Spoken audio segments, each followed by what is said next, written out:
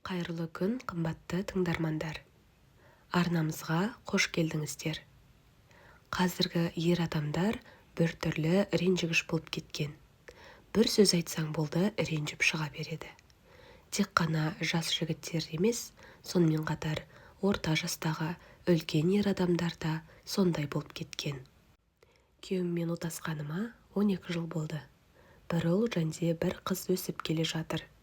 Басымыздан өте көп қиындықтарды өткіздік. Бірақ соңғы уақытта күйеуімнің сезімтал болып кеткенін байқадым. Уақыт өтіп жатыр, біз қайта 20 жастағы кезімізге орала алмаймыз. Бірақ уайымдайтын несі бар? Мен де 15 килограмм артық салмақ жинап алдым. Әр жаңа жылда келесі жылы бұл салмақты тастаймын деп өзіме уәде беріп келе жатырмын. Ал күйеуімнің шаштары түсе бастапты. Маңдай жағында. Дәл өзінің әкесіндегі шаш сияқты. Әрине, уақыт өткен сайын біз өзгере береміз. Мен реалистпін. Бұл нәрсеге жақсы қараймын. Алайда күйеуім бұл нәрсеге өте ашуланып жүр. 16 жасар мектеп оқушысы сияқты шашымды былай істеп қойсам көріне ме, деді. Уайымдамашы, жап-жақсы болып тұр. Онда тұрған ештеңе жоқ, дедім. Мен шынымен де солай ойлаймын. Күйеуім өте сымбатты. Шашымды мүлде тақырбас етіп алып тастасам екен, деп тынышталмай қойды. Осы сәтте құрбым отқа май құйды. Құрбым екеуміз мектеп кезінен доспыз. Екеуміздің мінезіміз де, түріміз де бір-бірімізге ұқсамайтын. Екеуміз екі түрлі болатынбыз.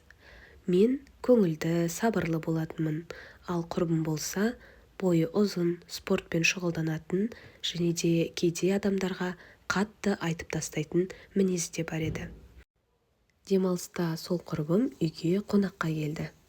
Менің бетімнен сүйіп, бөлмеден шығып келе жатырған күйеуімді көрді де: «О, сәлем, жарықты үнемдейтін болдыңдар. Сенің басыңнан барлық жер жарық болып көрініп тұр», деп күлді. Мен де шыдамай күліп жібердім. Ал күйеуім жаман көзбен қарады да бөлмеге кіріп кетті. Құрбым екеуміз шай ішіп отырған кезде, мен шайға кел деген кезде де келмеді. Құрбым кеткен соң күйеуім бөлмеден шығып, енді мен бұл әйелді біздің үйде көрмейтін болайын деді. Жаным, қойшы, сен не менің құрбымды білмейсің бе? Ол шын ниетімен айтқан жоқ, жай ғана ойнап айтты. Менің де артық салмағыма тиіседі ғой. Конфеттерді үстелден жинап мені мазақ қылады.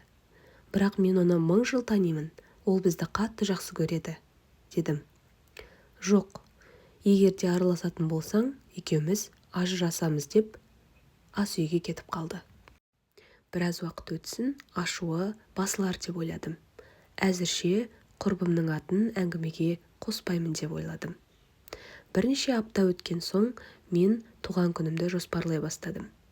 Әрине, құрбым туралы оны да шақырамын деген кезде мен саған не дедім? Ол әйел біздің үйге келмейді. Мен оны мүлде көрмейтін болайын демедім бе саған?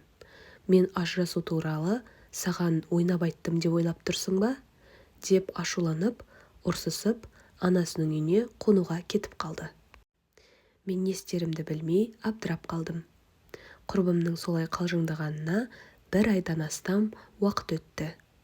Күйеуім шынымен де құрбыма қатты ренжіп қалған ба, деп ойланып кеттім.